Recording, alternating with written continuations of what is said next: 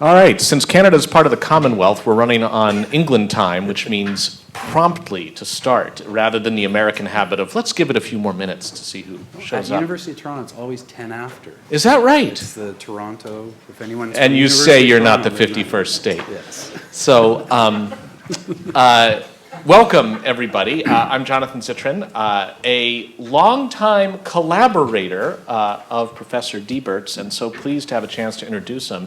One of Ron's themes is that you are being watched, and I should let you know, not just generally, but right now you are being watched. We are streaming, are we not? Are we streaming or just recording? Recording, that's right. Even worse, I mean, even more, it means then that whatever is said here will be preserved for the ages on the internet. So be aware when question time comes and such that that is the case. And there's also this helpful hashtag, hashtag black code, if you'd like to be tweeting during the event. So I first met Ron, I think, 13 years ago. Really? Wow. It's so sad. Yeah. Just the passage of time, Pretty sort of soon a we'll deep all be philosophical moment here, yes. But yeah, I think we met Is that 13 right? years Okay. ago when a student of mine and I had been placing international long-distance calls from Griswold Hall using a modem. Remember modems? To log on to a series of ISPs in China as if we were in a hotel in Beijing and needed to get online and just using our modem for a local call, and then asking for one website after another to see what was and wasn't blocked in China. What was and wasn't blocked in China was known perhaps to about 1 billion people, but not widely published or ascertained. And it turns out Ron was working on exactly the same sets of questions using a significantly cheaper method than placing long-distance international calls. We had to revert to Ron's method after the dean got the bill over here. So it was fortunate that we, in realizing we were working on the same stuff, immediately determined that we should team up. And that alone is such a great example of what makes Ron the standout person in this field of endeavor, and that he really wants to uncover the truth about things. He wants to get stuff done, and he's happy to work with such a wide range of people in order to make that happen. And over the course of the 10 to 13 years now, Ron is just exactly the key to understanding so many of the different communities that are in this space, the public interest and human rights groups, the government organizations, the hackers. Ron has connections with each of them, and in that sense has just proven an invaluable hub to understanding what's going on. He's talking about his book, Black Code, which I understand is compelling, ... That's apparently what I think, and I do. This is such a great summary of the kinds of work he's been doing, and I just can't help, I'm sure you'll talk about it in the course of your talk, but to have emanating from the Citizen Lab, which Ron founded and heads, not only such observations as the fact that Skype TOM, the Chinese language branded version of Skype, was routinely radioing back the Skype instant messages to a central server. Not only did Ron discover that, but then his team, including Nart, whom you'll hear about, Ron and Nart, then went into the server that was the mothership to which all of these Skype messages were being BCC'd, and then was able to see what other stuff was being captured there. So not only realizing that his own version of Skype was compromised, the test version, but to see everything else was quite extraordinary and, dare I say, quite gutsy.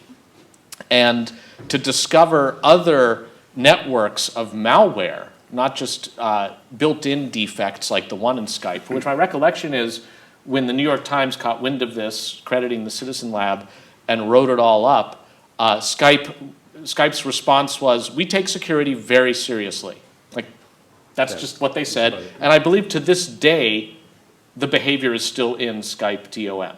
Well, now we know it's a lot worse. So you'll be hearing about that now, in fact, it's a lot worse.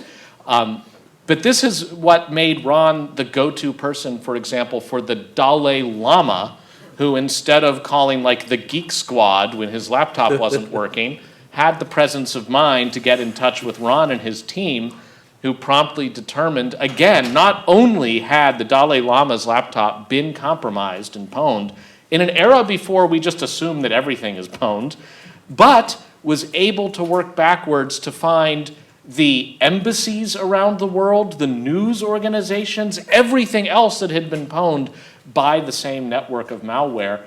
And then facing it, I hope we'll hear about this, the question of, do you tell them? Should you like ring them up, be like, hi, I'm from the University of Toronto and I'm here to help, and you've been pwned?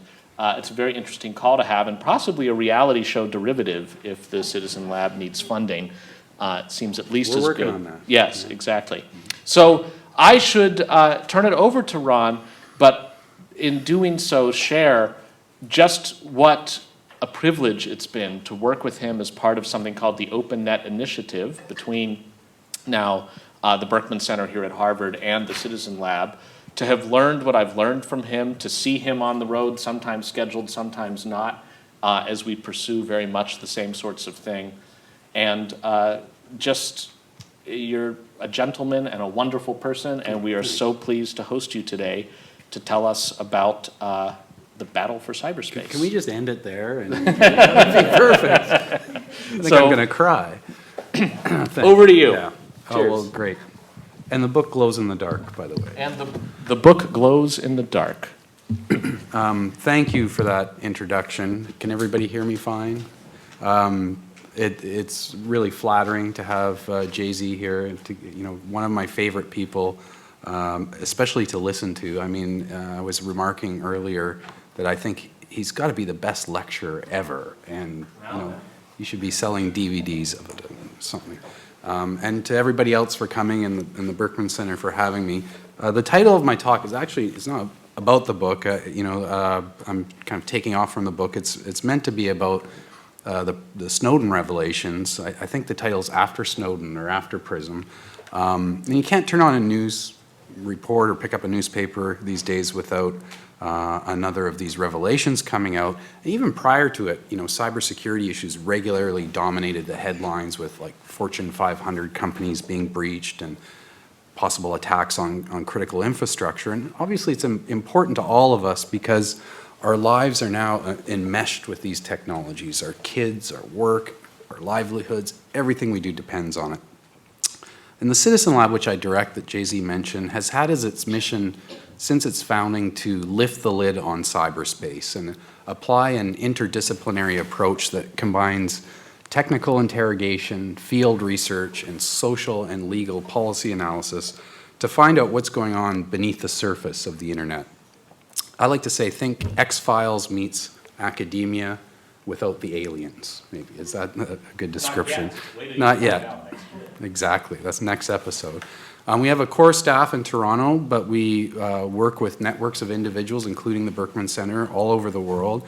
And we've been a kind of digital early warning system, I would say. And what we've observed over the last 13 years or so has really been, frankly, troubling. I believe cyberspace, the internet, whatever you want to call this, is changing fast and not necessarily for the better. There's a battle going on over the future of this domain as policymakers and others wrestle with the governance and security challenges. And I think the NSA Snowden Revelations have actually amplified these pressures. So my lecture today is going to be divided into 3 parts.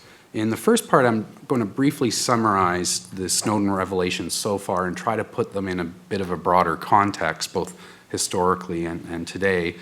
And then in part 2, I want to discuss some likely implications or consequences.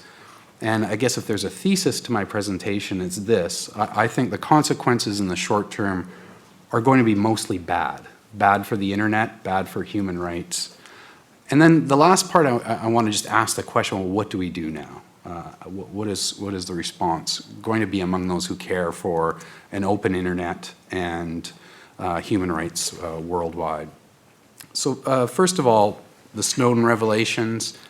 Interestingly, my book, which is very much on topic, there's lots about signals intelligence in my book, came out May 21st, the very day that Snowden left for Hawaii. And you know, some people write a book and then their biggest fear is that there'll be some revelation that's going to prove some important empirical detail wrong. But for me, it was like, oh my God, a chorus opened up from the heavens and supporting material flooding out with each week. So it's been kind of wonderful that way.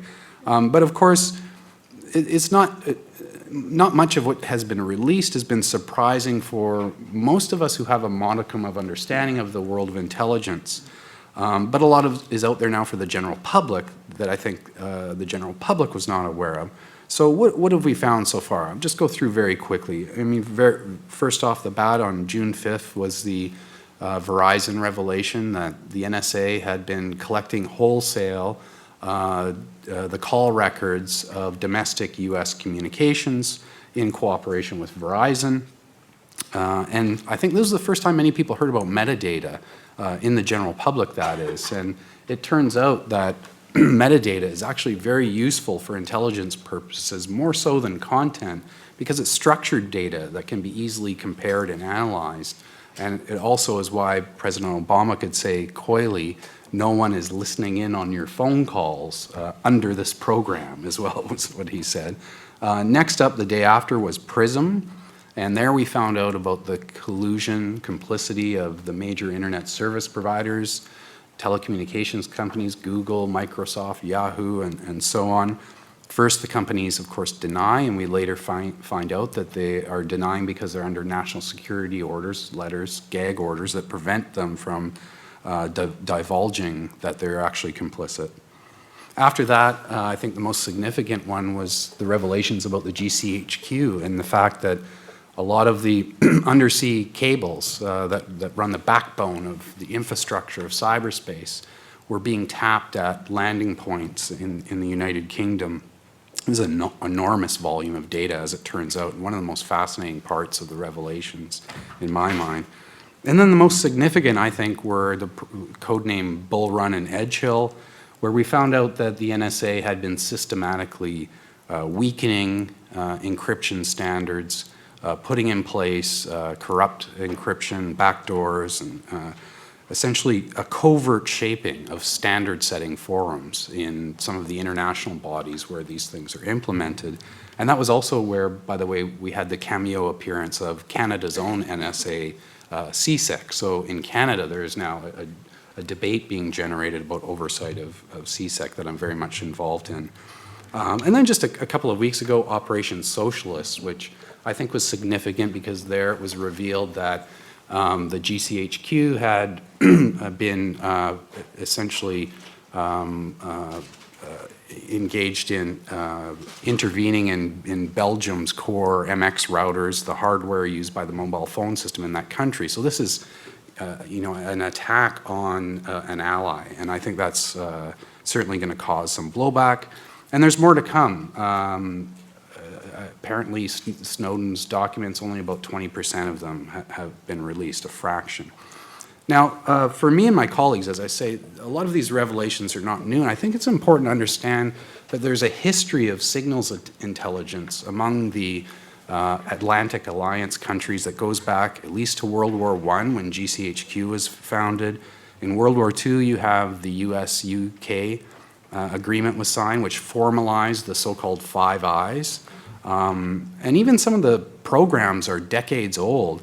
One of the interesting things I like to point out, many people were outraged when they found out, well, the NSA's been eavesdropping on the United Nations. Well, if you go back and you look at the very conference in San Francisco where the United Nations was set up, the entire conference communications were intercepted under arrangement that is very PRISM-like between Western Union, which was the largest telegraph carrier at the time. They were still under wartime censorship powers, and they turned over all telegraphic communications in and out of the country around that conference to the predecessor of the NSA. And during the Cold War, all of the great powers built an arsenal of sea, land, air, and space-based signals and imagery surveillance systems that are really quite fantastic. Like this one, I love. It was designed to collect stray microwave transmissions that bounce off the surface of the moon and come back to Earth, and they were collected that way. And of course, the satellite systems, I think, are really quite interesting. And we haven't heard much about them with the Snowden Revelations, but it's a favorite area of mine. Signals intelligence collection systems in space, optical reconnaissance systems that can see through clouds and in night and all weather and so on, down to the level of centimeters. And of course, there are quite a few details in the public domain prior to the Snowden Revelations. If you look at the historians of intelligence like James Bamford and Richard Aldrich in the UK wrote a big fat volume about GCHQ where most of the details of all of this are clearly laid out. So to some degree, when you hear people say there is nothing new in these revelations or crack about being shocked to find gambling in the establishment, are to some degree correct. But there are evolutionary changes that have occurred in a significant watershed that fundamentally transformed the nature of what we're talking about here, and that was 9/11. And that is what is the what's new part to all of this. Several things in the wake of those attacks happened that we know more about now. First of all, the focus turns inward. All of that I described in the previous couple of slides about Cold War surveillance, it was oriented around a kind of spy versus spy paradigm. They were focused mostly on each other and mostly on sensitive diplomatic communications or ballistic missile tests. But after 9/11 especially, but really starting after the end of the Cold War, you have a shift in intelligence away from state-based actors turning inwards to all of society because of the changing nature of the threat. You also see around 9/11 a culture shift, a kind of all bets are off attitude, which is based primarily on recognition of the horrific nature of these attacks and the threat that was faced at the time, which was very much seen as existential, but also a, quote, failure to connect the dots. So there's this urgent desire to overcome the barriers that prevented these agencies from connecting the dots. And you also had a culture shift at the time that includes what we know now as almost an outright irreverence towards, and sometimes even a dismissal of the rule of law, bend the rules, edges of envelope type of thinking. And then, of course, you have legal changes, the Patriot Act and other laws passed in countries like United States, United Kingdom, Canada, that dramatically empower law enforcement and intelligence agencies while watering down oversight mechanisms. At the same time, you have new technological platforms and a shift in the defense industrial base. Total information awareness, I think, being the most infamous of them. The idea there, if you go back and look at it, is really quite prescient, right? As the idea is we're going to vacuum up everything. Credit card transactions, phone calls, emails, everything into a massive database that we can analyze and index and archive. But the association of the guy behind it, Poindexter, and his association with the Iran-Contra affair, I think really freaked a lot of people out, as did the logo, by the way, which was poorly chosen. What is this? Some creepy thing. And it was killed in Congress. However, we now know that it wasn't actually killed at all. It just atomized into a number of smaller programs that went deep black and black budget. And so throughout the 2000s, you had this enormous mushrooming of what I call the cybersecurity industrial complex to service this enormous black budget sector. This is from a series in the Washington Post done by Dana Priest called Top Secret America. I really urge you to take a look at it. It does a nice job of slicing up all of the different companies and sectors around this black budget, tens of billions of dollars, developing surveillance, big data analytics, and even offensive computer network attack capabilities. And to process it all, the NSA has had to build an enormous new data complex in Utah. I just flew over this complex last week, and it really is quite something to look out the window and see this massive construction going on.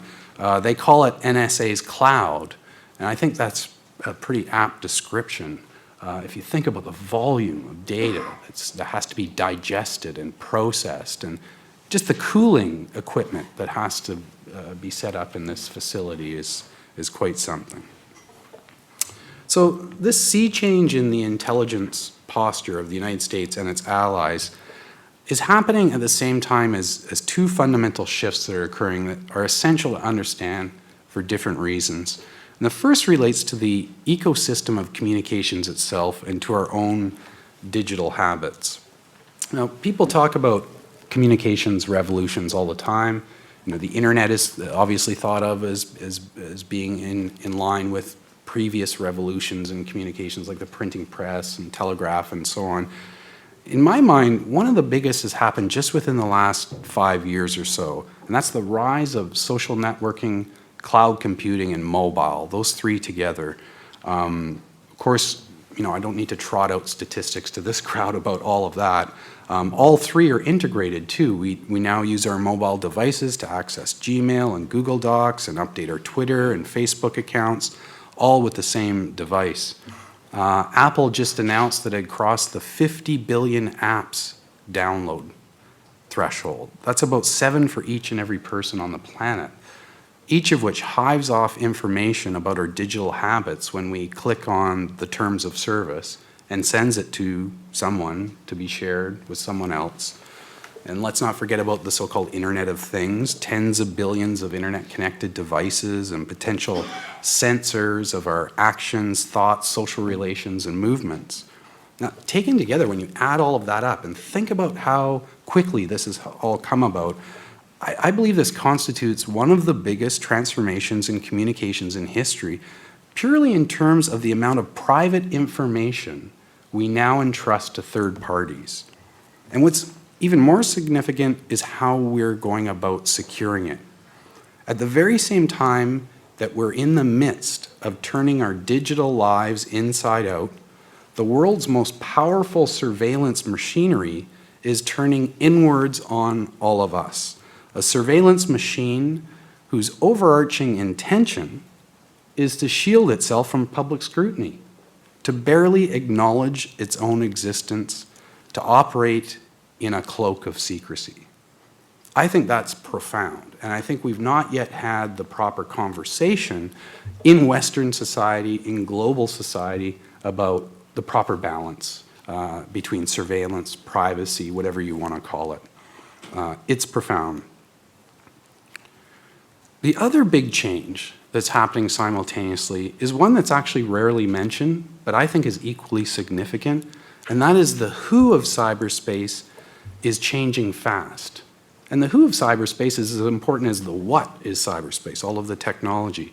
There's a major demographic shift happening as the center of gravity moves from basically the north and west of the planet, where all of this technology was invented, to the south and the east. And if you look at statistics now, well, the West, North America, Europe may have built all of this. It now makes up just about 1/3 of internet users. Asia comprises 45% of the world's internet population, which is the most by region, but it ranks only 6th in terms of penetration rates at 28%, meaning there's this enormous population yet to be connected. Most of them are young. It's significant that of the 6 billion or so mobile devices on the planet today, 4 billion are in the developing world. In 2001, just 8 out of 100 people in the developing world had a mobile phone subscription. Now nearly 80 out of 100 do. And some of the fastest growth is occurring from the world's weakest states, fragile, failed states. In many of these countries, religion plays a very important role in governance. Many of them are autocratic or authoritarian regimes. So in the wake of the Snowden Revelations, what will be considered legitimate practice there? What that we do here will influence or legitimize what goes on there. Remember, these countries and their populations are coming online at a much different time than the early adopters. After the PRISM revelations and with the model of the NSA in mind, at a time when cybersecurity is at the top of the international agenda, and when products and services of unparalleled surveillance and computer network exploitation powers are being offered commercially. Which brings us to the consequences. Well, I have a lot of discussions with people about this. Obviously, some people think that there are going to be major inroads into oversight and that this is going to reinvigorate investigative journalism. I think there's some evidence of that. In my own country now, people are asking questions about our own NSA that they never would have asked before. And I think that's positive. But at the same time, I think there are obviously issues around news cycles being short and people's attention spans being distracted. I find it remarkable that General Alexander still has his job, actually, and the reaction here tends to be kind of muted. I would think there would be an urgent call for something like the Church Committee, and it just hasn't happened. So public reaction may quickly get exhausted and then the scandal will fade. More likely, in my opinion, are a series of consequences that are bad in the long run for the internet, for democracy, and human rights. And it's to these that I now turn. There are 4 of them. The first one, I think you have to start out by dispelling a myth right off the bat about the relationship between territoriality and cyberspace. The physical geography of cyberspace matters very much.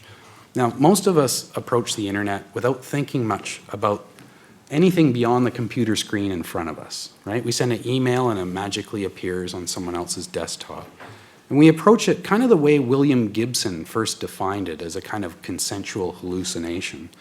But it's important to understand that while our internet experiences may seem to be kind of a virtual mirage, the infrastructure in which they are embedded involves a complex material, logistical, and regulatory political system that spans multiple jurisdictions from the local to the national to the international. While the text, the image, the video, and all of that may seem within our immediate grasp, they are not. Data that we handle, that we assume is in our possession, are in fact transported to us in an instant over cables and through radio waves from arrays of servers, many of which are far from us in another political jurisdiction than the one in which we live. And those political jurisdictions matter a lot. Take cloud computing, for example. Data that used to be stored in our desktops, in our filing cabinets, have evaporated into the clouds. But where exactly are the clouds? Well, it turns out that the answer is that a fairly disproportionate number of them are floating across the territory of the United States of America. And that's a huge home field advantage. Actually, I think Michael Hayden, the former NSA director, put it best when he said, "We built it here and it was quintessentially American.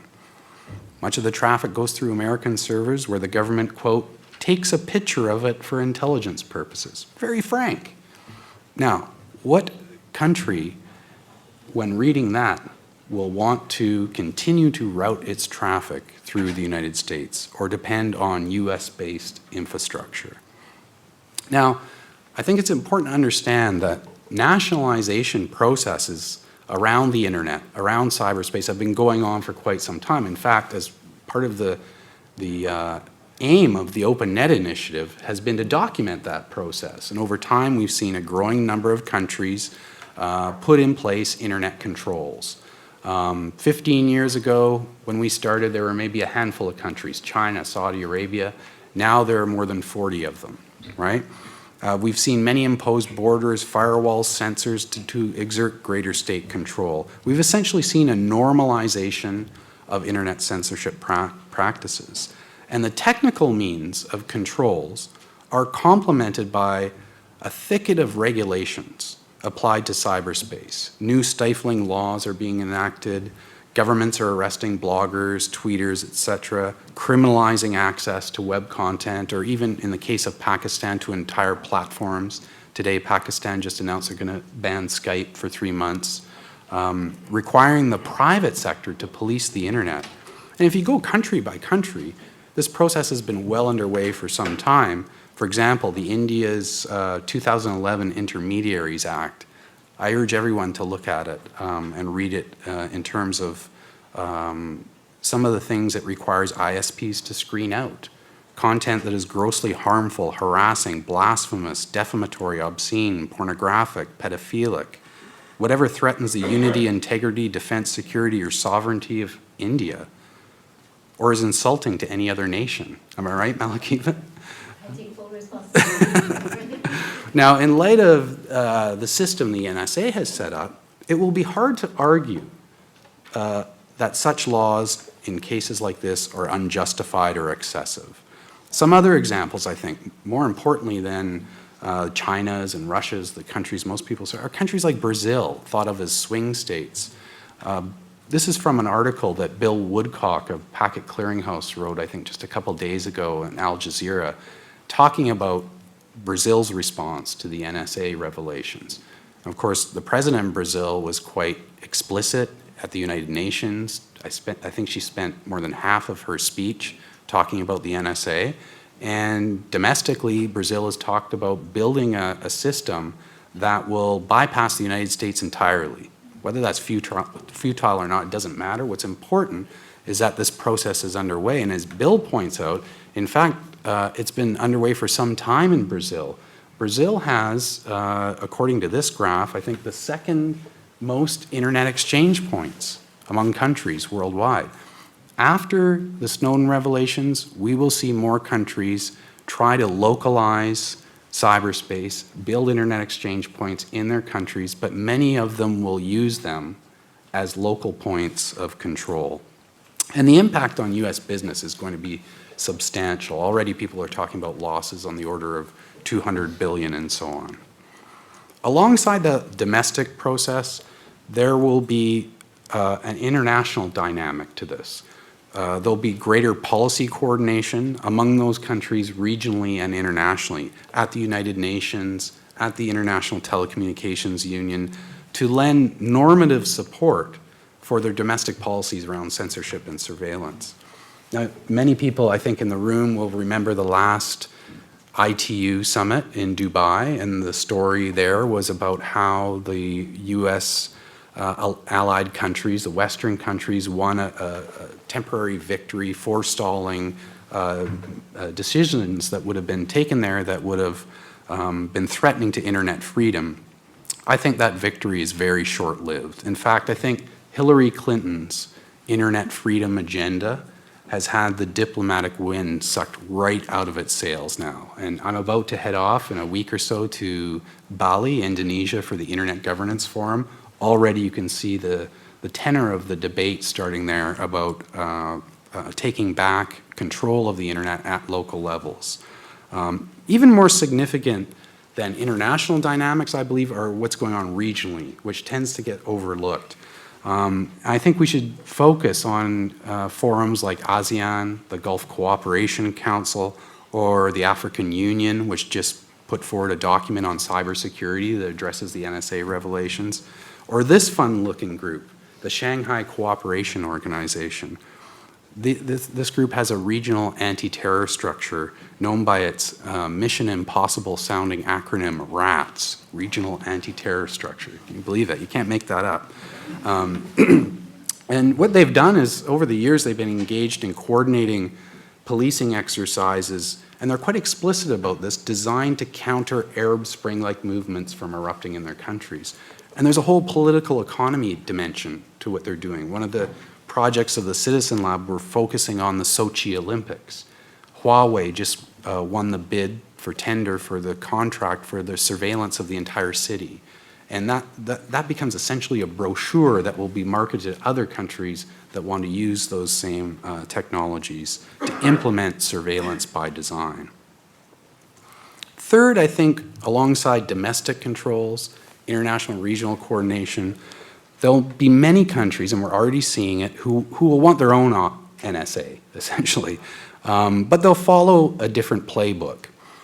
For example, many governments have already, and for a long time, have seen the underworld of cybercrime as something they can exploit for strategic purposes, for espionage, for warfare. And the best example of this is the report that Jonathan mentioned off the top, our GhostNet report. And as he said, it began in the offices of the Dalai Lama, not on his laptop, but that sounds better, actually. The concern there among the Office of the Dalai Lama and Tibetan organizations, they thought they were being spied on, and lo and behold, they were. And after many months of forensic investigation, we found out that not only is the Dalai Lama's office and the Tibetans being spied on, but we were able to see through a kind of back door the attacker's whole command and control system. And we could see all the other victims nicely laid out. And it was, you know, a blockbuster. Among the victims were hundreds of government ministries, embassies, prime ministers' offices, on, Foreign Affairs Ministry of Iran, and so on. Now, the interesting thing about this report to me is that the attackers were able to compromise computers in these locations by means of basic social engineering techniques, typically by sending emails designed to have the recipient open them, and then they contain malicious payloads.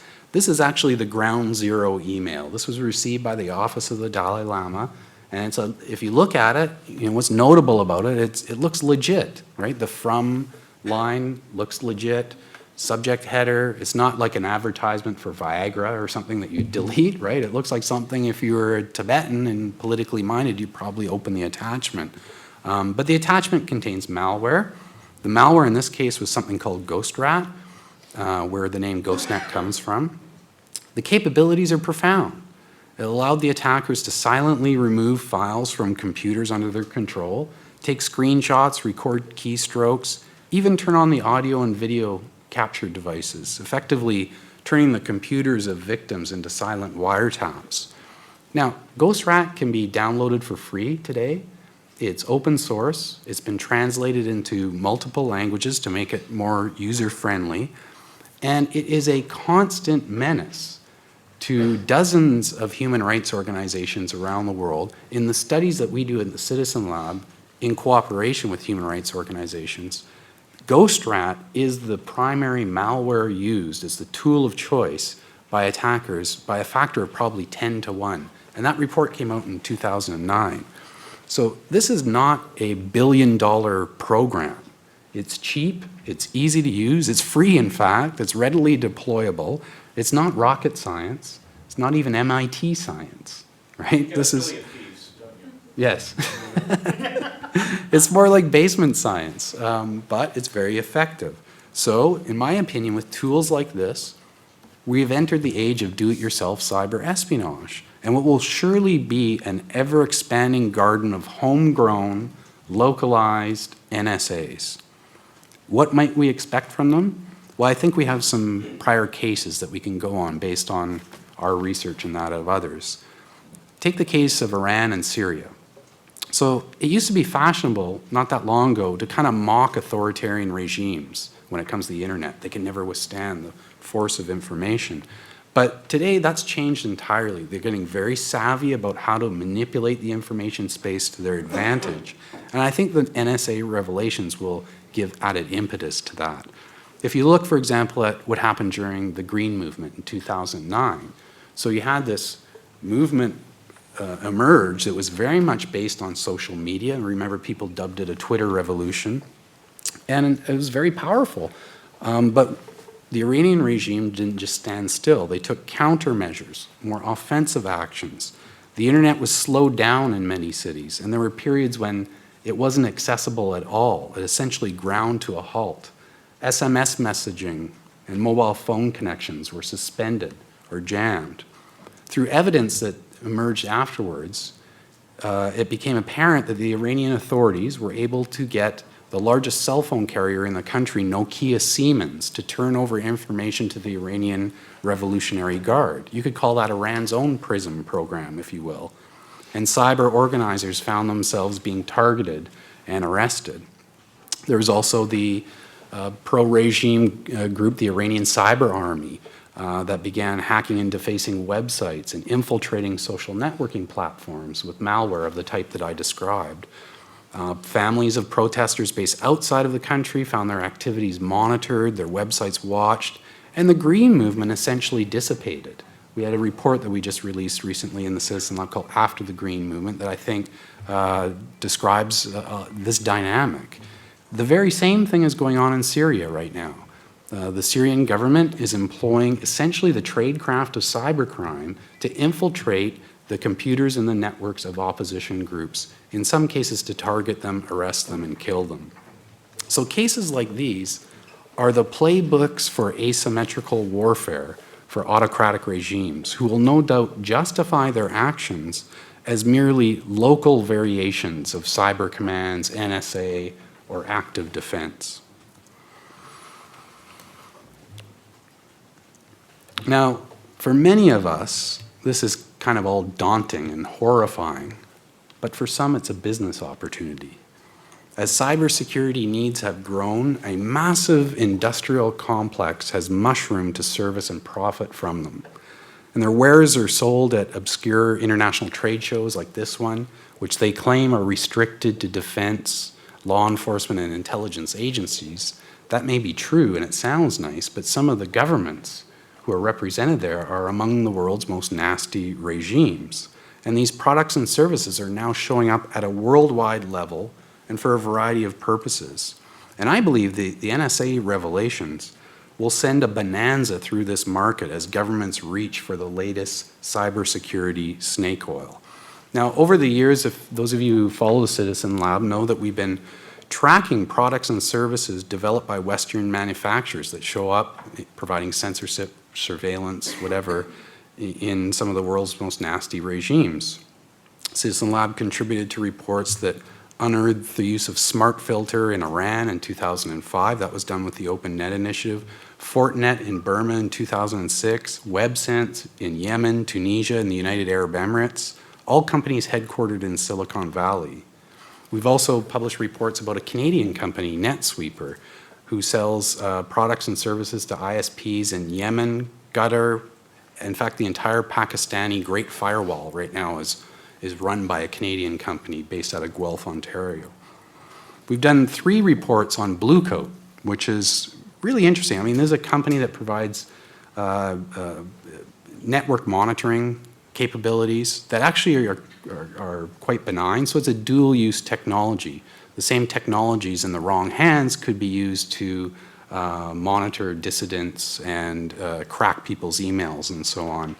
In our first report, we found that Bluecoat products were found in Burma and Syria.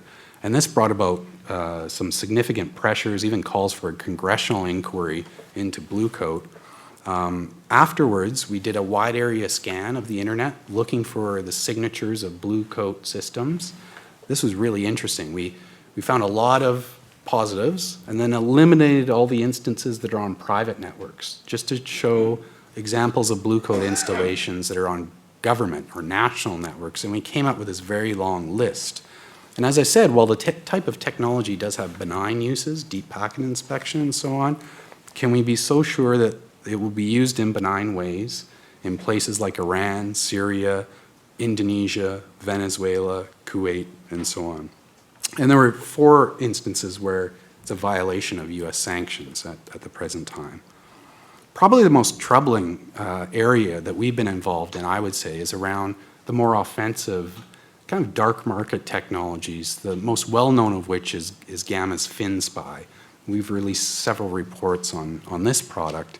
It's an interesting story, actually, how it all emerged. So we found out through interactions with journalists primarily, in this case a Bloomberg reporter, that dissidents in places like Bahrain, United Arab Emirates, they were being arrested and tortured, and during their interrogations, this fellow, for example, he was presented with transcripts of his chat messages that were encrypted. And afterwards he said, well, how is that possible? How did they get at my Skype messages and so on? And so the Bloomberg journalists contacted us and we analyzed his computer. It turned out that among the, he as well as many others were infected with Gamma's FinSpy product. When you reverse engineer the malware, you'd see a little signature evidence there as kind of a smoking gun, FinSpy, and there are other elements of it.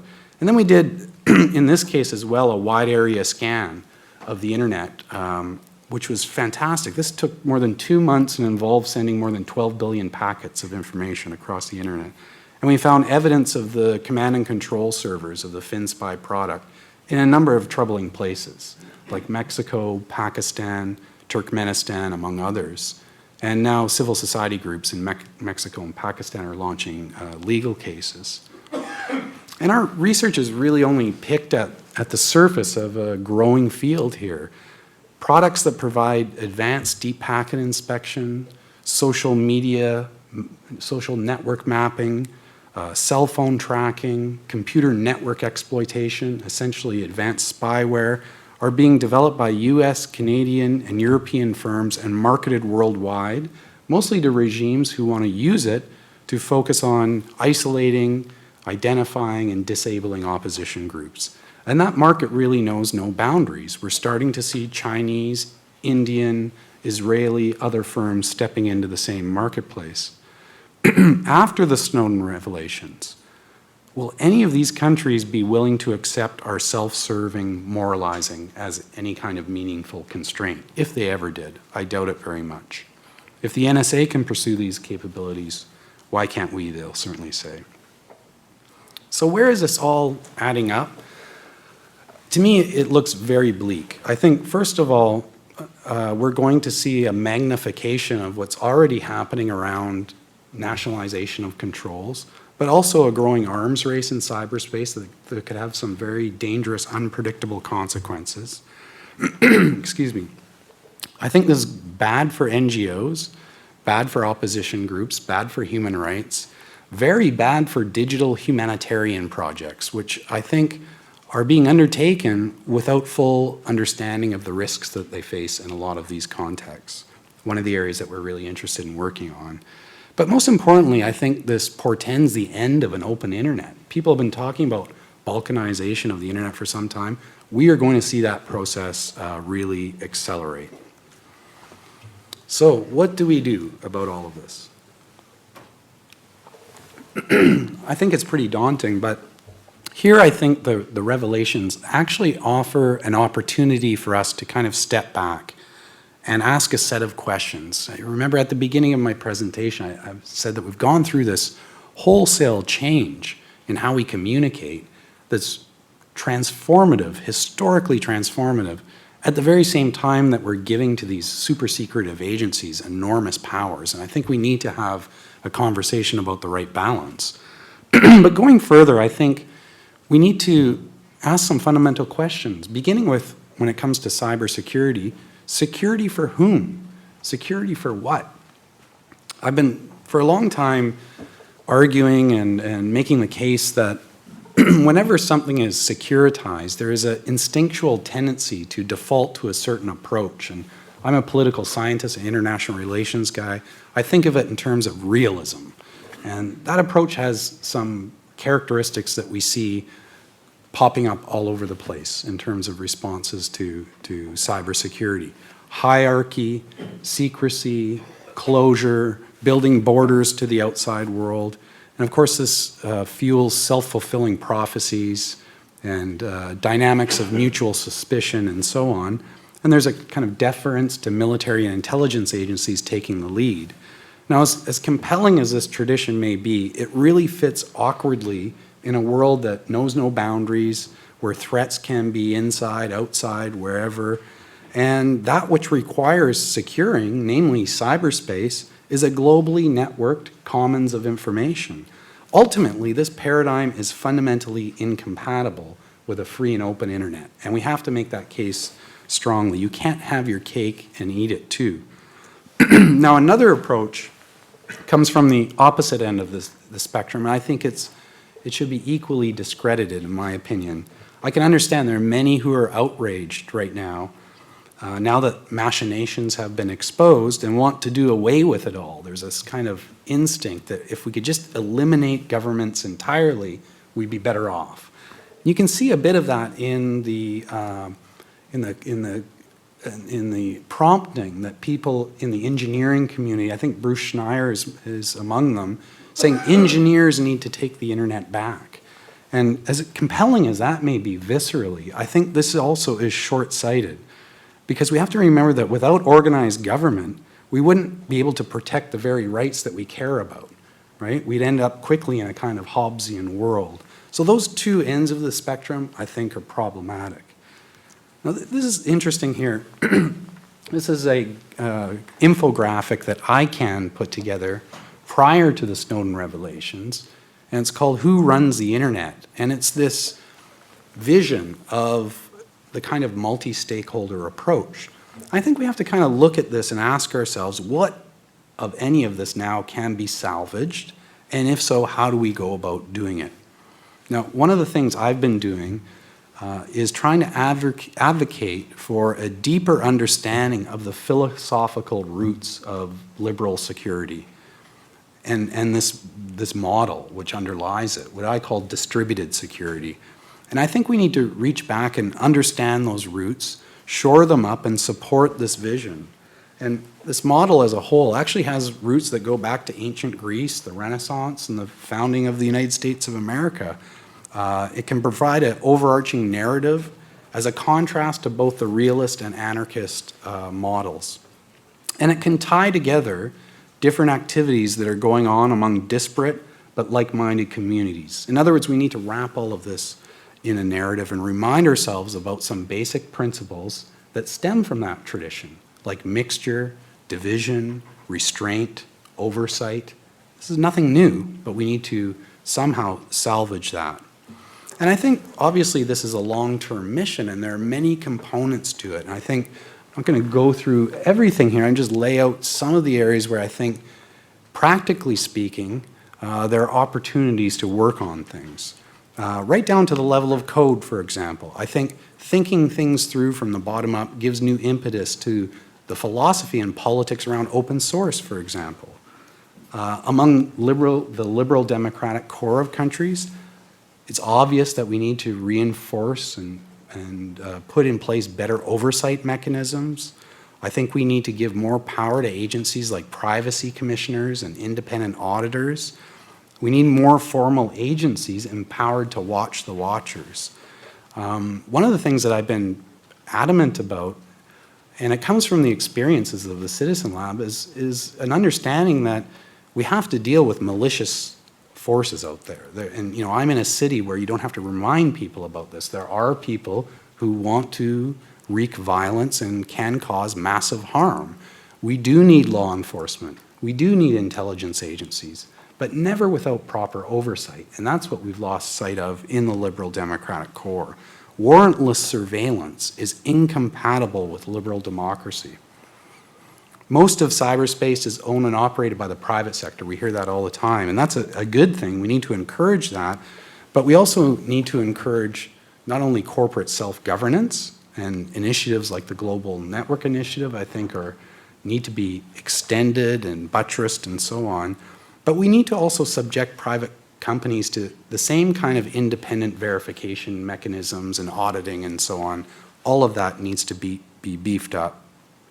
And I actually believe that universities have a special role to play because we are custodians of the original internet. And I think it's from the university that a lot of the original characteristics of the internet emerged.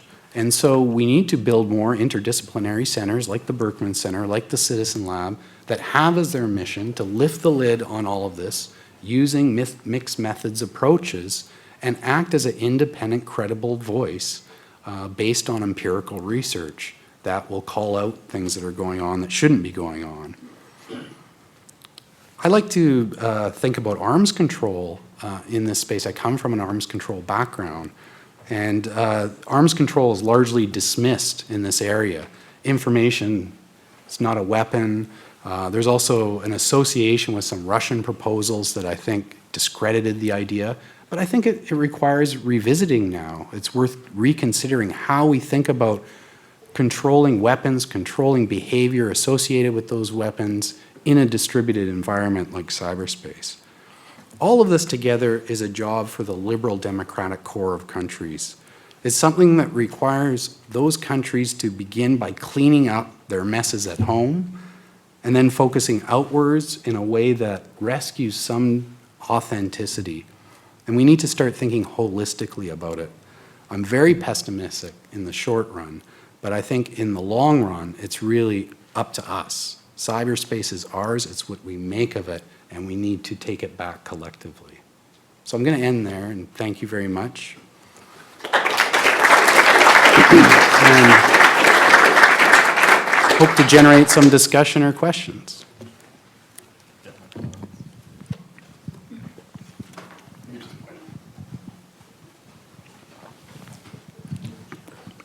Thank you. I'm just wondering if you could speak to like how deep the ponage hole might go. We've got people like Bruce Schneier and Jake Applebaum talking about how strong cryptography is still useful, and I think it's a testament to that some people are still walking free. But it's also true that like SSL has been compromised, and it's hard to know how much has been compromised, and it feels like that creates a breach of trust that makes any dialogue about, like kind of arms, race with cyber weapons difficult. It's hard to even have that discussion when you're not sure like how deep the ponage hole goes. Yeah. So, this is a very important topic. I have great respect for Bruce Schneier. I think some of the commentary he's made has been excellent lately.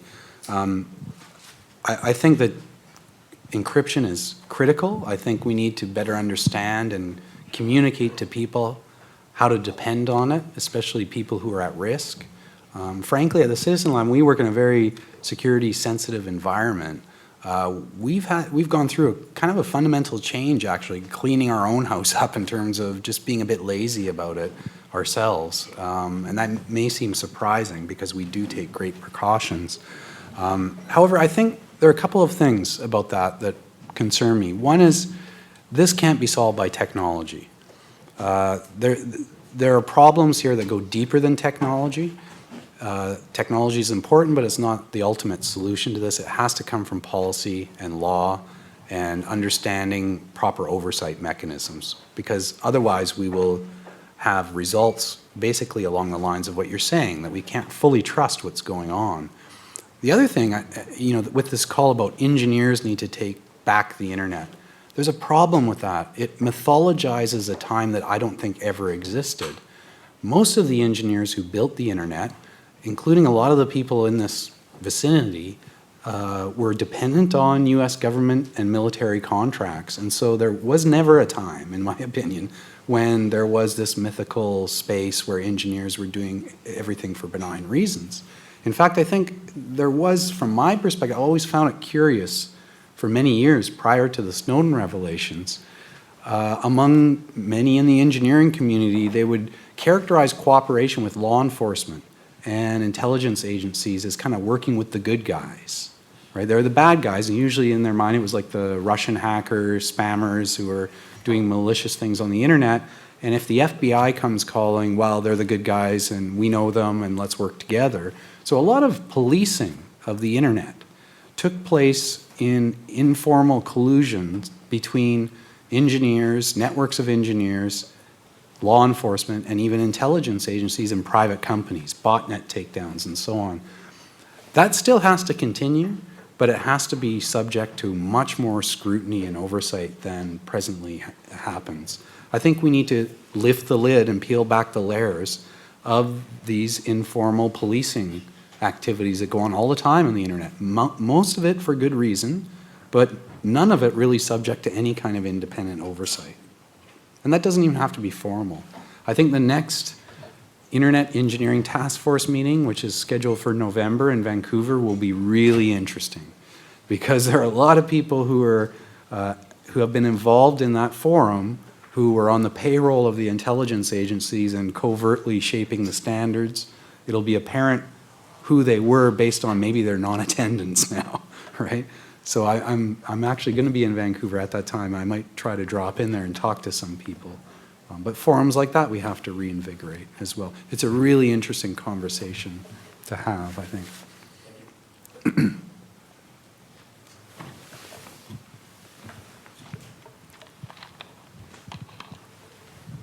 One of the more appalling revelations of the Snowden disclosures was that the NSA was transferring large amounts of raw, unfiltered metadata to that nasty regime in Israel. How do we protect the information and surveillance of private citizens in one country if it's given to intelligence agencies of a foreign government? So again, that's an excellent question, and we need to think more deeply about the international politics of cyberspace and my point about territoriality and jurisdictions mattering. I can say that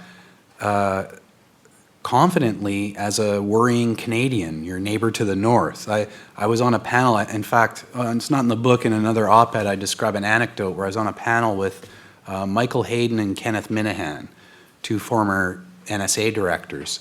And I said at one point that it concerned me as a Canadian, the only non-American on the panel, that you two are talking about commanding cyberspace for the rest of us, as if that's a good thing. And Minahan replied, said to me in front of this audience, "You shouldn't describe yourself as Canadian, you're North American." And actually, that is as disturbing as that is for a Canadian to hear. When it comes to the infrastructure of telecommunications, he's absolutely right. About 90% of our communications traffic flows through the United States by nature of the fact, if you look on that graph that Bill Woodcock put up, there are really only two internet exchange points that function like internet exchange points in Canada, one in Toronto, one in Vancouver. And that means that most of our emails, even if there's a great experiment done by colleagues of mine at the University of Toronto, a project called IX Maps. If you go to ixmaps.ca, they have a great video that demonstrates if you send an email from the University of Toronto to the Hockey Hall of Fame, which is just down the street, it's very likely that it will transit through Chicago and one of the internet exchange points there, and hence to an NSA eavesdropping facility, and then back to Canada. So, you know, that's one story, one bilateral relationship among hundreds worldwide. Now, I'm concerned that in the short term, as I said, governments are going to use the excuse of protecting themselves from NSA surveillance to implement essentially national controls. So we have to be worried about that as well, that in the rush to protect themselves, they'll essentially put in place borders around cyberspace, and we can't let that happen. Ultimately, the only way to answer this question is by progressively adding some kind of meaningful oversight, independent oversight. Now, given that we're talking about international politics, that can't be some formalized agency. It has to come from civil society, in my opinion, and that gets us right to the importance of independent research from universities. I think universities have to step up now and say we're going to act as independent monitors and oversight mechanisms to ensure through whatever means, investigative research, technical forensics, and so on, in collaboration worldwide, that we watch the watchers and ensure that that type of thing is not going on. It's very difficult to control for that. It's not easy, I would say.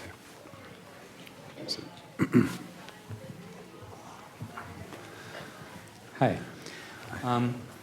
So I was recently on a trip I was in Sun Yat-sen University in Guangzhou, China, and I was talking with students there about what did they know about how to jump the firewall and so on. And they said, oh yeah, we all know that. We learn it as soon as we get here.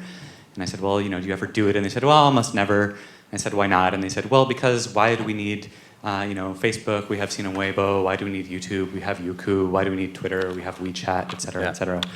And it really made me, I guess, rethink the dynamic of what's going on in terms of thinking about, part of what's happening here is each nation state partly wants to set up its own net so that it can create a domestic industry of web services that are so, popular and lucrative. And I'm only bringing that up to kind of maybe add an additional layer of difficulty or complexity to the problem, which is that nation states may now use the NSA revelations to justify the extension of creating domestic networks, even if in large part it may or may not necessarily be that the security and control concerns are really the primary driving force. So the political economy of creating domestic internet industry also militates against the type of the goal that you've set out there.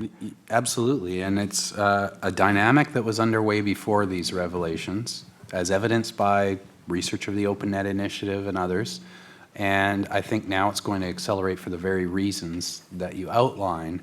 I think that an interesting angle to it that we need to understand is that with these revelations, I think comes a recognition that, let me put it this way. When I was in Europe, I was speaking to a number of European officials who were slowly waking up, this is prior to the Snowden revelations, that, oh, if we use Gmail and Google Docs, even if the servers are physically located in Belgium or whatever, they're still subject to US law.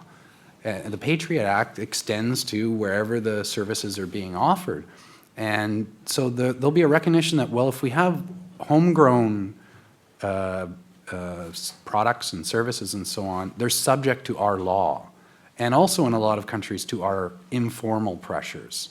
So, you know, the structures of oversight that you have in this country are all very formalized. You know, there's a lot of stuff that goes on, obviously, informally behind closed doors and all of that, but is nowhere near compares to what happens in a place, you know, like Pakistan or maybe even Indonesia, right, where there is a lot of informal politics and corruption and so on.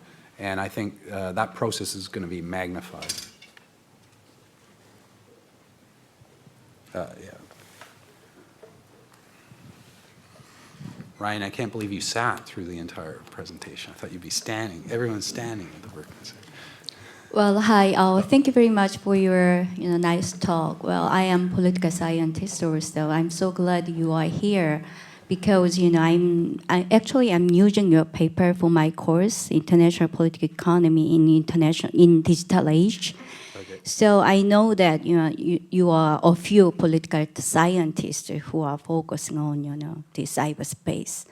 So after the hearing your talk on the kind of consequences of this kind of debate, I mean, even though you mentioned that kind of multi-stake model to solve this kind of problem, I really doubt about the future of this the matter, because particular territory is is a matter of the state action. Mm-hmm. So I can see the kind of conflict between the ICANN and ITU nowadays. Mm-hmm. I mean, the kind of conflict between the U.S. model and maybe the China. We can't call it the U.S. model anymore. The U.S. model turned out to be something. Maybe, but U.S. dominated kind of model. Okay. ICANN and also the model initiated by these developing countries, including China and India. So how do you think about those conflicts nowadays? Well, there's so many processes underway internationally that have an impact on this. Obviously ICANN, International Telecommunications Union, very important. I mentioned the Internet Governance Forum, which will be attending in force from the Citizen Lab in middle of October. I think that event is going to be really interesting in terms of the dynamics around conversations having to do with this. But there are also a wide variety of other forums that are rarely looked at by internet technology people. Most security forums like the Shanghai Cooperation Organization or ASEAN, the African Union, and so on, Organization of American States. All of these regional forums are now discussing cybersecurity. Cybersecurity is huge. It's the top of the agenda for just about every country now in the world. And I think, especially in the wake of these revelations, there is going to be an impetus to devote resources to it, create government agencies. You see countries creating cyber commands and so on. And countries want, the game of international politics is to develop normative support to lend legitimacy for what you want to do domestically, support your trade and finance and so on. And I think the momentum around that is going to be difficult to prevent from taking root, especially among a lot of swing countries. And then layered beneath that, I think, is the political economy part of it. So the whole export of infrastructure that has surveillance built in by design is going to be very attractive to a lot of policymakers in places like Africa, Latin America.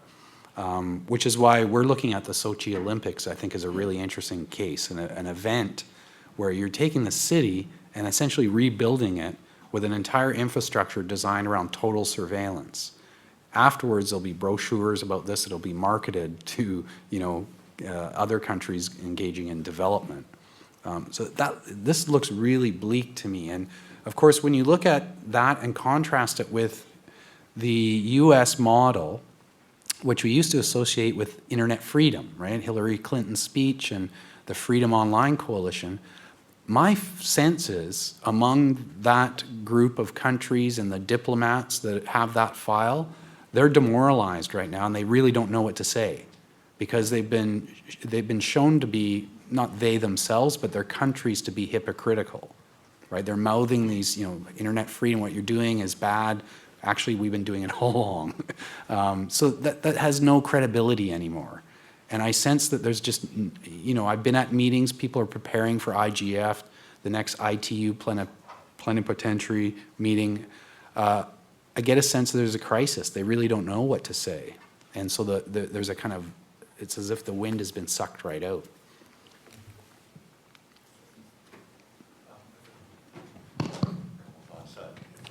Thank you so much, Ron. Two thoughts, and some of them, they're both half-baked, so maybe together we get the full cake. So one of them is, it feels like, there's the two arguments. We're going to talk about a political solution to kind of rein surveillance in a matter, and the other is some kind of technological solution. It feels like the political solution would be to ask the NSA to collect less data in some manner.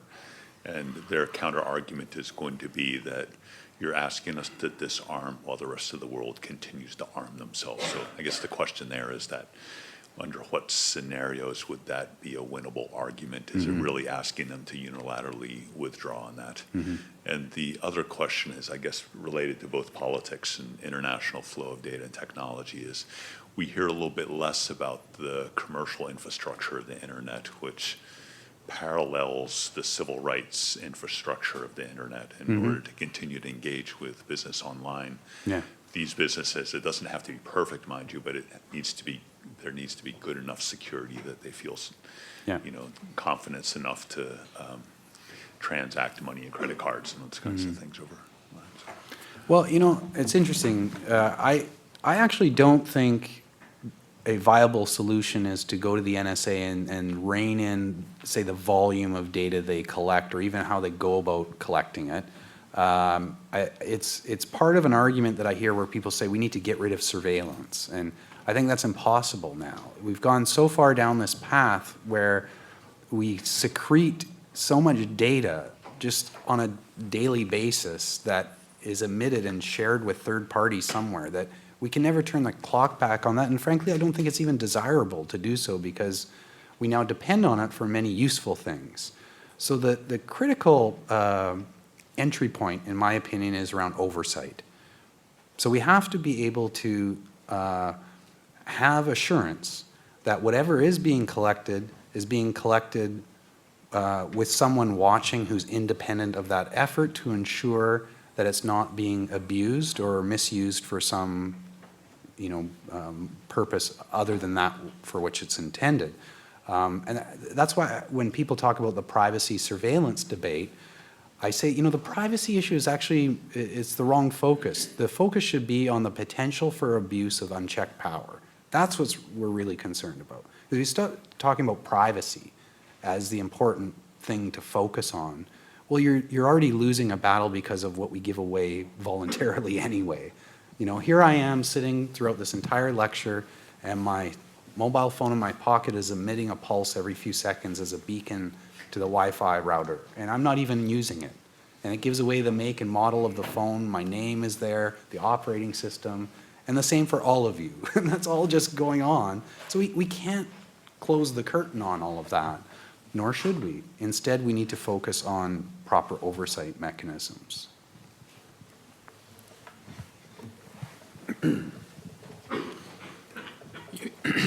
You had mentioned the difficulty getting people riled up about this and excited about it, and I was just wondering if you had any ideas about how we as students might be able to go about doing that. I'm also interested in what you feel the potential might be for repression of perhaps social movements in this country or political upheavals in this country.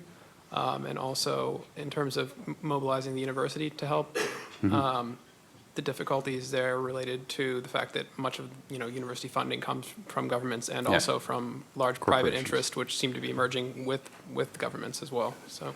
Well, again, it's a very, not easy to answer and there's no simple solution, but there's an interesting angle here that I think might be exploited in a Machiavellian kind of way, and that's, I think it also picks up on something Rob mentioned, where once and if and once, I should say, revelations emerge that show the NSA manipulated financial markets, we'll see a huge blowback from the private sector, I believe.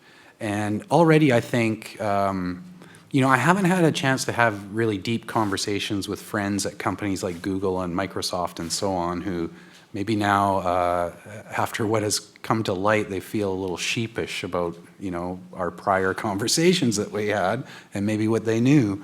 But even those companies, I think, might begin to realize when the losses hit their pocketbooks, in terms of the reactions internationally, they might be willing to start funding these sorts of things. I see kind of a hint of that happening now.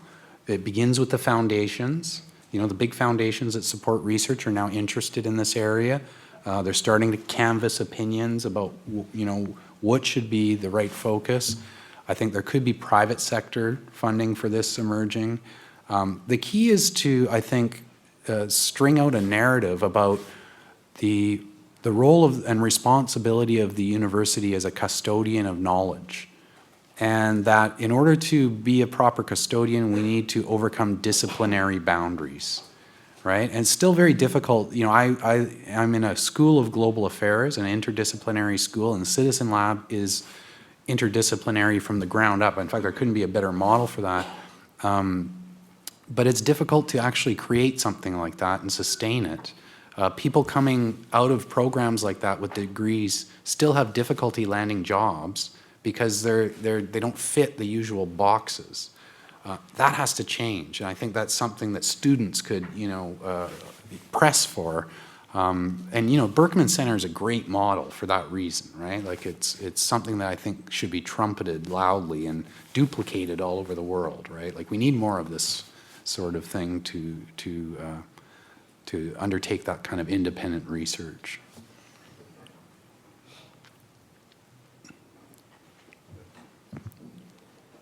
There's one at the back there too.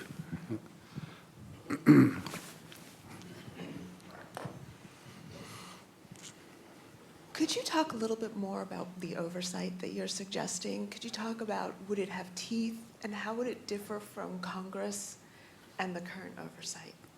Well, that's a tough question, obviously, because, I had a debate about the legality of all of this with somebody who's actually a proponent advocate of the NSA, and he was saying, all of this was authorized legally through the three branches of government and so on. I might quibble with that because I believe that Congress was misled. Clapper lied to Congress, in my opinion. So there's that. And I think there's a culture shift that happened. A lot of the mechanisms of oversight somehow were co-opted and made complicit with what eventually materialized. And so somehow that culture shift has to change. I think one thing that I picked up upon that might be useful for Americans, in Canada we have at the national level and also provincially very strong privacy commissioners that actually have teeth. Our privacy commissioner went after Google and fined them, and they had to change some of their practices, and same with Twitter and so on, because of domestic Canadian law. She essentially internationalized Canadian privacy regulations. I think we need more of those type of agencies, and the key will be to advocate for it. And one way where it might gain some traction is by making the point that as citizens, we entrust so much personal data to third parties. We need independent auditors and commissioners like that who are going to ensure that companies properly secure it, don't share it without our permission, and so on. And I think that might be something that can have some traction when people begin to fully realize all the information that they're giving away, which is now I think we're beginning to educate people about that. But, you know, bottom line is I don't really have a good answer for how the whole thing was approved. And, you know, the 9/11 was momentous, right? I mean, certainly I can remember that. Many people were viscerally, you know, it impacted them viscerally, and it was kind of like all bets are off. And I can distinctly remember having conversations with, you know, the three-letter agency type people who said, you know what, this is a new game. It's a world without boundaries, and we're going to take our gloves off. And it's not just surveillance, the targeted killings, the drone strikes. If you look at that whole area, it's really quite profound. I'm curious as a follow-up on that. To what extent do you think that the oversight you're seeking could be resolved through simple transparency? So in other words, anytime you have national security issues, you're going to have transparency problems, but is there some level of optimal transparency that would largely deliver the types of oversight you're seeking, and also perhaps be a better indication of kind of overarching societal norms in relationship to that, right? Yeah, most definitely. I think, first of all, we have to appreciate that intelligence and defense, law enforcement, to some degree, requires secrecy. And there needs to be a discussion of what is the appropriate level of secrecy, depth of secrecy, and what is not going to jeopardize means and sources and so on. It was interesting that recently the New York Times had a story that said among the intelligence communities that believe that their own revelations about eavesdropping on that al-Qaeda conference call did more damage than any of the Snowden revelations, right? So we need to have transparency reports, I think, are an interesting mechanism. That's why I support them among the private sector. And it's interesting that, you know, there'll be that continued pressure, I hope, on companies that you need to disclose this, not only in the United States, but worldwide. And this should somehow become a norm, right? That we essentially pressure them into doing that. So vehicles like Electronic Frontier Foundation's scorecard are very important for that reason. You essentially shame companies into doing this. I think I'm on BlackBerry's hit list in Canada because I've been this relentless questioner of what are they doing in India, United Arab Emirates, and so on. And they really detest me. But I use the pedestal of the university just to ask questions. Well, what arrangement have you made? How is it possible that you could make that arrangement and say that your system is entirely secure? So we need to have this relentless kind of pressure, not just on governments, but on the private sector as well.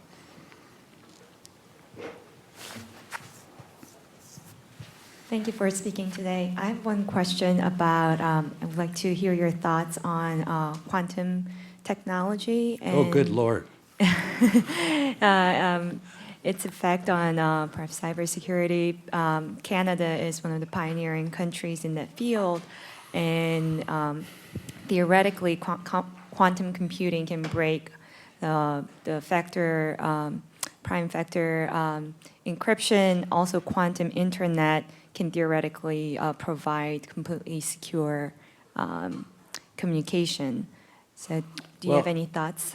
Yeah, there's a cartoon that I tweeted about maybe 2 weeks ago that I think is really, it speaks directly to this point. I think it's an old cartoon, and it shows an image of these two, you know, computer geeks who are talking about creating this super powerful, unbreakable encryption and how they think like no one's going to be able to do it. And then the next panel of the cartoon is one of them being beaten with a rubber hose and divulging the information. So again, it gets back to technology as a solution. I don't think whatever the magic is behind it, ultimately, you know, human beings are human beings and politics is politics. We need to have political solutions for this and legal solutions for this as much as technological solutions. Yeah. I think we have time for one more question. Uh-oh, okay. It's the home opener of the Boston Bruins. We have to all go back and watch them.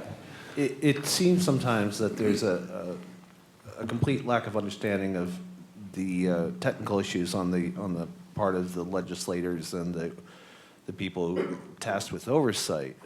How do you get past that if the people doing the oversight and making laws don't even understand the possible outcomes of their decisions. Don't elect them. Well, and also have, other means of oversight than just the lawmakers. I think, this is why we need researchers. We need the ACLU. We need EFF. We need these organizations that are going to call out people when they say things that don't make sense. And we need more of that. It needs to be distributed, right? Rather than focused in one place. Is that, there are a few people that, I'm happy if they want just a couple more. You said a minute, maybe? Okay. Sorry, you were talking about relentless questioning a minute ago, and you're talking about different channels of oversight now, and I work for the Neiman Journalism Lab, and I just have a two-part question. Do you think there's anyone left in the media that can do that in journalism, anyone who's doing it, and is there anyone who's doing it well that you read with any frequency? Because as we all know, it's not an area of great competence. Yeah. So actually in the preface to my book, I point out that there is this concern that you're raising that people have, which I think is valid. But at the same time, Citizen Lab research has regularly been profiled in New York Times, Washington Post, Bloomberg News. Every major media organization has spotlighted our research, just to give one example. And of course, they've been the outlets for a lot of the revelations that we've heard from The Guardian, Washington Post, and so on. So to me, the problem is not so much that there is something wrong with the establishment, the journalistic establishment. It has to do with why aren't people listening or caring about it? That's more of a concern to me, and I'm not sure what the answer is to that.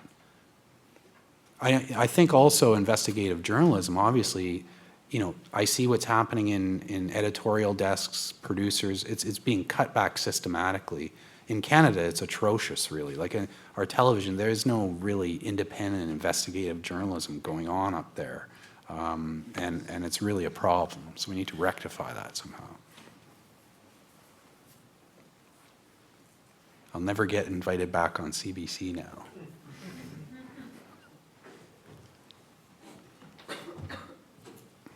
Maybe this should be the last one for the sake of the.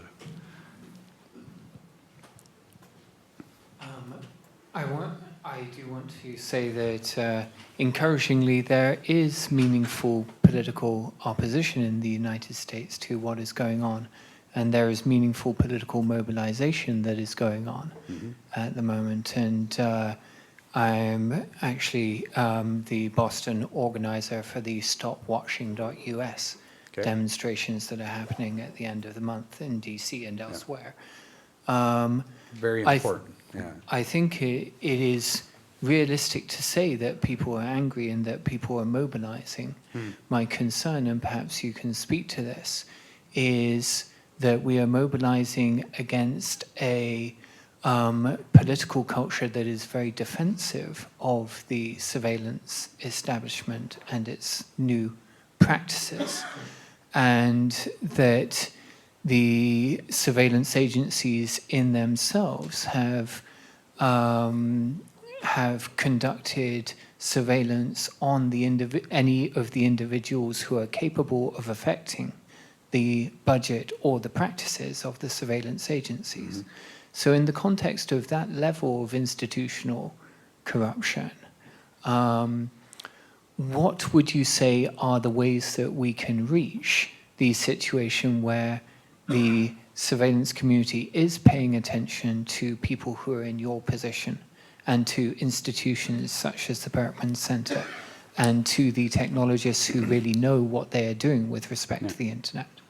Well, I think it's going to take people to advocate and educate and also create forums and spaces for dialogue with that very community, right? It can't be something, there is an important role and space should be carved out for the type of protests that you're organizing. I firmly believe that. But at the same time, there has to be quieter channels for dialogue with the very people that you're protesting against. Maybe not by you, but by other people who can try to understand better what their constraints and concerns are, and hope to begin a process at a number of levels. We've done that at the University of Toronto. I think similar things have gone on here at Harvard, and I think it needs to continue. I really appreciate everybody coming out, and I'm here for a few minutes, although that Boston Bruins game is really tempting. I'm a big Bruins fan, so. Welcome to join me at the, Rob, what's the bar? Cambridge Commons. The game's on there, I think, so if anyone wants to. Books in the back for sale. So, thank you again. Thank you very much.